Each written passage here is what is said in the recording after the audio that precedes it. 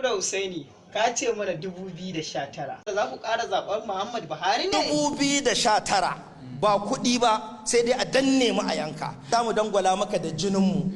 Muhammad Buhari, maganar rikicin Zamfara. Kamata in fito in sa baki ba. Ka ce Najeriya saiwa? Muzi a tiku. PDP power baba tiku. Kin ce a taimaka. A taimaka a da mana da rema. General Gawan ya ce ba zai mika mulki ba, zai zarce. Ya zarce? A'a. Babangida ya ce zai zarce. Ya zarce? A'a. Abacha ya ce zai zarce. Ya zarce? A'a. Obasanjo ya ce zai zarce. Ya zarce? Su zarce ba waɗannan da ka lissafo. To Buhari fa? To Allah kaɗai ya sani, amma na rantse maka ba za su zarce ba, za mu bar su zarce ba. Atiku har da rantsuwa? Me ka maganar rantsuwa?